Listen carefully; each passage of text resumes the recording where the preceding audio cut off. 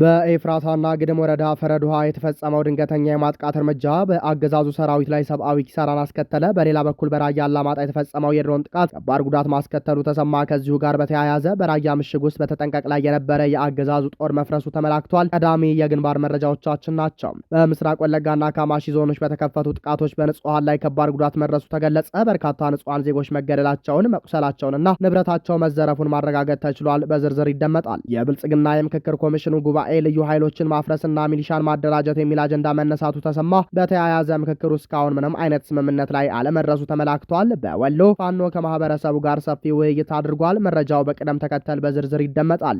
በጎረቤት ድንበር አካባቢ የጅምላ መቃብር ተገኘ። ይህ የጅምላ መቃብር አብይ አህመድን ጨምሮ በርካቶች ወደ ፍርድ አደባባይ የሚያቆም ነው ተብሏል። ቀጠናዊ መረጃችን ነው። ሰላም፣ ጤና፣ ፍቅር የምንመኝላችሁ ውድ የብላክ ላይን ሚዲያ ቤተሰቦቻችን እናንተን ይመጥናሉ ብለን ያሰብናቸውን የተመረጡ ዕለታዊ የግንባርና ወቅታዊ መረጃዎችን ወደ እናንተ ይዘን ቀርበናል። ቻናሉን ሰብስክራይብ በማድረግ ቤተሰብ እንድትሆኑ ጋበዝን። ወደ መረጃዎቹ እናመራለን።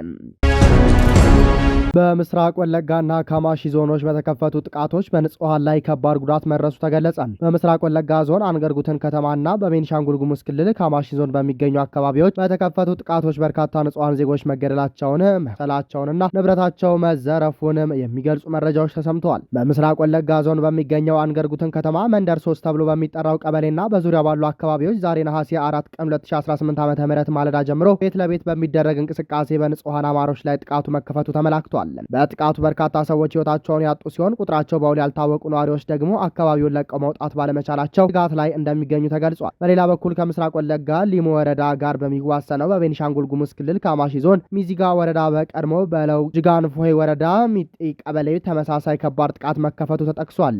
ጥቃቱ በከባድ መሳሪያዎች የታገዘ እንደነበርና በርካታ የጉሙዝ ብሔረሰብ አባላት መገደላቸውን፣ መቁሰላቸውን እንዲሁም ከቀያቸው መፈናቀላቸውን ለማረጋገጥ ተችሏል። እንደ መረጃዎቹ ገለጻ በጥቃቱ ወቅት የዜጎች ሀብትና ንብረት መዘረፉ የተገለጸ ሲሆን የቤት ጣሪያና ግድግዳዎችን ጨምሮ የተዘረፉ ንብረቶችና የቤት እንስሳት ወደ ሊሙ ወረዳ ዋና ማዕከል ገሊላ ከተማ መወሰዳቸው ተመላክቷል። አካባቢውን ወደ ኦሮሚያ ክልል ለማካለል ያለመ እንደሆነ በሚነገረው በዚህ ጥቃት ምክንያት የሟቾችን አስከሬን ማንሳትና መቅበር እንኳን እንዳልተቻለ ተገልጿል። በኤፍራታና ግድም ወረዳ ፈረድ ውሃ የተፈጸመው ድንገተኛ የማጥቃት እርምጃ በአገዛዙ ሰራዊት ላይ ሰብአዊ ኪሳራን አስከተለ። የአፋብን ሸዋ ጠቅላይ ግዛት አሳምነው እዝ 7 ክፍለ ጦር የደመላሽ ሻለቃ ቃኞች ከአጣዬ ከተማ በቅርብ ርቀት በሚገኘው ፈረድ ውሃ ቀበሌ በተፈጸመ የደፈጣ ውጊያ በአገዛዙ ጥምር ኃይሎች ላይ ከፍተኛ ሰብአዊና ቁሳዊ ኪሳራ ማድረሳቸው ተገለጸ። ከሌሊቱ 12 ሰዓት ላይ ከአጣዬ ከተማ በ3 ኪሎ ሜትር ርቀት ላይ በሚገኘው ፈረድ ውሃ ቀበሌ ዘልቀው በመግባት መሽገው በነበሩ የአገዛዙ ጥምር ኃይሎች ላይ ድንገተኛና ፈጣን እርምጃ ወስደዋል። በተደረገ ወታደራዊ እርምጃ በብልጽግና ጥምር ኃይሎች ላይ ከባድ ምት የተሰነዘረ ሲሆን በርካታ ሚሊሻዎች ሲሞቱም በ104ኛ አየር ወለድ ኮማንዶ ላይ የከፋ ጉዳት መድረሱ ተረጋግጧል። 2 የክላሽንኮቭ መሳሪያዎች፣ 1 G3 መሳሪያ ተማርኳል።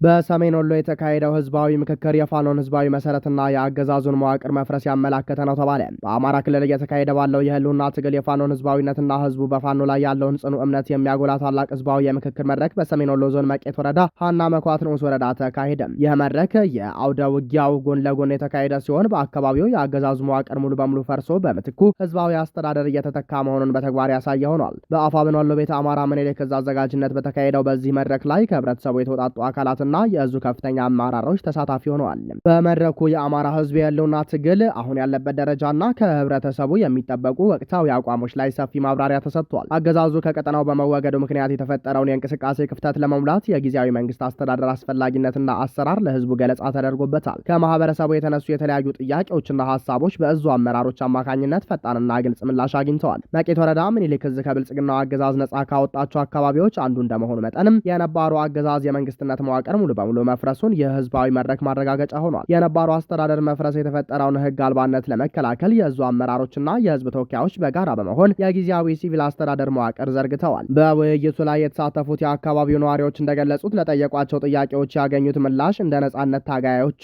የፋኖ አባላት አጋርነታቸውን የበለጠ ያጠናከረ ነው። ህዝቡም በአማራ ምድር ህዝብም ሆነ ዛፍና ድንጋዩ መሬቱን ፋኖ ነው በሚል እምነት ገዛዙን ሙሉ በሙሉ ነቅሎ ለመጣል ከምንጊዜም በላይ ዝግጁ መሆኑን አረጋግጧል። በዚህ ታላቅ ህዝባዊ መድረክ ላይ በርካታ የእዙና የኮር አመራሮች የተገኙ ሲሆን ከነዚህ መካከል አርበኛ ሰፋ መሰለ የምኒልክ ዕዝ አደረጃጀት መምሪያ ኃላፊ፣ አርበኛ ኢንጂነር አራጋው ያለው፣ አርበኛ ጋሻው ሙልጌታ እንዲሁም የመቄት ወረዳ ጊዜያዊ ሲቪል አስተዳደር አመራሮችና የ16ኛ ኮር 22ኛ ክፍለ ጦርና የ13ኛ ኮር 81ኛ ክፍለ ጦር አመራሮች በመድረኩ ተሳትፈዋል። ይህ መድረክ ፋኖ ወታደራዊ ድሎችን ከማስመዝገብ ባሻገር ከህዝቡ ጋር ተቀራርቦ በመስራት ህዝባዊ መዋቅሮችን የመገንባትና አካባቢዎችን በሰላም የማስተዳደር አቅሙን ያሳየበት ክስተት እንደሆነ ተገልጿል።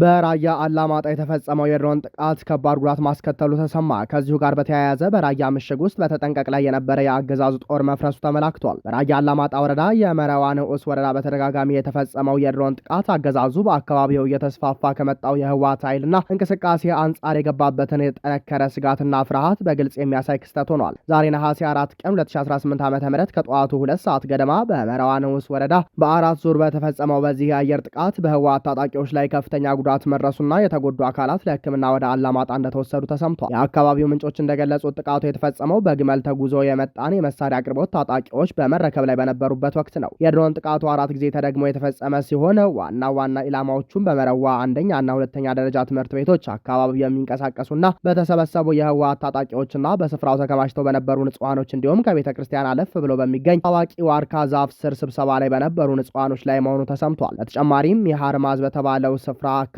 በነበሩ ተሽከርካሪዎች ላይ ጥቃት ተፈጽመዋል። በጥቃቱ ቁጥራቸው በውል ያልታወቀ የህወሓት ኃይሎችና ንጹሃኖች ህይወታቸው ያለፈ ሲሆን በርካቶች ደግሞ ለጽኑ ጉዳት ተዳርገዋል። ተጎጂዎችን ለማከም በመረዋ አካባቢ በሚገኝ የቤተ ክርስቲያን ዋሻ ውስጥ ጊዜያዊ የህክምና መስጫ ተዘጋጅቶ እንደነበር የተገለጸ ቢሆንም የጉዳቱ መጠን ከፍተኛ በመሆኑ ወደ አላማጣ ከተማ ለህክምና እንደተወሰዱ ተገልጿል። ይህ 4 ዙር የፈጃው ድሮን ጥቃትና ጥቃቱ ከተፈጸመ በኋላም ድሮኑ በአካባቢው የሚያደርገው የአየር አሰሳን የሚያመለክተው አገዛዙ የመሬት እንቅስቃሴዎችን ሙሉ በሙሉ መቆጣጠር አለመቻሉን ነው። በተለይም አገዛዙ የመሬት ሰራዊቱን አሰልፎ ከገጠመኝ አደጋ የመከላከል አቅሙ እየተሸረሸረ በመምጣቱ ብቸኛ መፍትሄ አድርጎ የያዘው የቴክኖሎጂ የበላይነቱን ማለትም ድሮንን ብቻ በመጠቀም ፍርሃቱን ለመሸፈን መሞከሩን ያሳያል ሲሉ ምንጮች ጠቅሰዋል።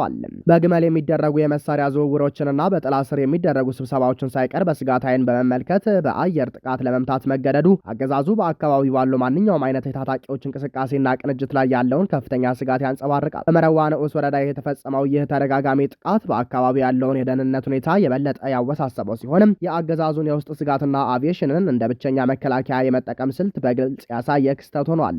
ከዚሁ ጋር በተያያዘ በራያ ግንባር የማጥቃት ትዕዛዝ ለመቀበል በምሽግ ውስጥ በተጠንቀቅ ላይ የነበረ የአገዛዙ ጦር መፍረሱ ተሰምቷል። የፈረሰው ሰራዊት እንደገና ለማስተሳሰር የሰሜን ምስራቅ ዕዝ አዛዡ አሰፋ ቸኮል ዛሬ ራያ ቆቦ ከተማ መግባቱም ተገልጿል። በራያ ግንባር በተለያዩ ምሽጎች ውስጥ ተመድቦ የነበረው የብልጽግና የመከላከያ ሰራዊት ዛሬ ነሐሴ 4 ቀን 2018 ዓ.ም ፈርሶ አድሯል። ምሽግ ውስጥ በነበረው ሰራዊት መካከል በተቀሰቀሰ ግጭት አጥቢያ ሌሊቱን 3 ወታደሮች መገደላቸውን ወታደራዊ ምንጮች ገልጸዋል። ውጊያው ሲጀመር ፈርሰው ወደ ፋኖ ይቀላቀላሉ በሚል የአማራ ተወላጅ የሰራዊቱ አባላትን ከፊት አሰልፎ የጥይት ማብረጃ ለማድረግ በመስመራዊ አዋጊዎች ትዕዛዝ መተላለፉን ተከትሎ ነው ግጭቱ የተቀሰቀሰው። በተለይ በሆርማት ካምፕ አካባቢ በተቀሰቀሰው በዚህ የእርስ በርስ ግጭት የ3 ወታደሮች ህይወት ወዲያውኑ ሲያልፍ፣ ሌሎች በርካታ ወታደሮች ደግሞ ቆስለው በሞትና በህይወት መካከል ይገኛሉ። ግጭቱን ተከትሎ በርካታ ወታደሮች ከጥርናፊያቸው በመጥፋት ከነሙሉ ጥቃቸው ፋኖን ተቀላቅለው አድረዋል። ይህንን ተከትሎ የሰሜን ምስራቅ ዕዝ አዛዡ አቶ አሰፋ ቸኮልና ሌሎች የእዙ ማዕረግተኛ ወታደራዊ አዛዦችም ዛሬ ነሐሴ 4 ቀን 2018 ዓ.ም ረፋድ ቆቦ ከተማ የገቡ ሲሆን የፈረሰውን ሰራዊት እንደገና ለማስተሳሰር ቢሞክሩም ነገር ግን ከአቅማቸው በላይ እንደሆነባቸው ምንጮች ጠቅሰዋል።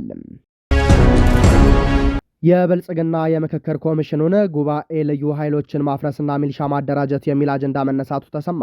በተያያዘ ምክክሩ እስካሁን ምንም አይነት ስምምነት ላይ አለመደረሱም ተመላክቷል። ምክክር ኮሚሽነሩ መስፍን አርአያ ኮሚሽኑ እስካሁን ባደረጋቸው የምክክር ሂደቶች በማንኛውም አጀንዳ ላይ ያሳለፈው ውሳኔ እንደሌለ አስታውቀዋል። ኮሚሽኑ ውሳኔ የማሳለፍ ህጋዊ ስልጣን እንደሌለው የገለጹት ኮሚሽኑ ቀጣይ ስራውን ቢሆን የጋራ ምክረ ሀሳብ ሰነዶችን አዘጋጅቶ ለህግ አውጪው፣ ለህግ አስፈጻሚውና ለህግ ተርጓሚው የመንግስት አካላት ማቅረብ ብቻ እንደሆነ ሲያስረዱ የኦህዴድ ብልጽግና እጅ ሁሉንም እንደሚወስን አዘንብለዋል። የኮሚሽኑን እንቅስቃሴ በቅርበት የሚከታተሉ ጠቋሚዎች በሰጡት ምላሽ የፕሮፌሰር መስፍን አርአያ መግለጫ አጥብቀው ተችተዋል። ኮሚሽኑ የተጣለበትን ሀገራዊ የተባለ የብልጽግና አደራ ማሳካት ስላለመቻሉም የተመካካሪዎቹ ውዝግብ የተነሳ ጥያቄ እንጂ የኮሚሽኑ የመድረክ ተጋድሎ አለመሆኑም ተገልጿል። በዚህ ሂደት የገዢው ብልጽግና ፓርቲ ተመካካሪዎች ብቻ የተሰበሰቡበትና ጊዜን ከማቃጠል ካለፈ ምንም አይነት ተጨባጭ እርምጃ ያልታየበት ነው ሲሉ በማለት ከአገዛዙ አስተሳሰብ የወጣ ተቃውሞ ያላቸው ተመካካሪዎች በእንጉርጉሮ ውስጥ መሆናቸውን ጠቅሰዋል። ዋና ዋና የተቃዋሚ ኃይሎችና ባለድርሻ አካላት ባልተሳተፉበት ሁኔታ የሚካሄድ ምክክር ምንም አይነት የፖለቲካ ትርጉም ሊኖረው እንደማይችልም ጠቅሰዋል። ኮሚሽኑ ሀገሪቱ ባሉባት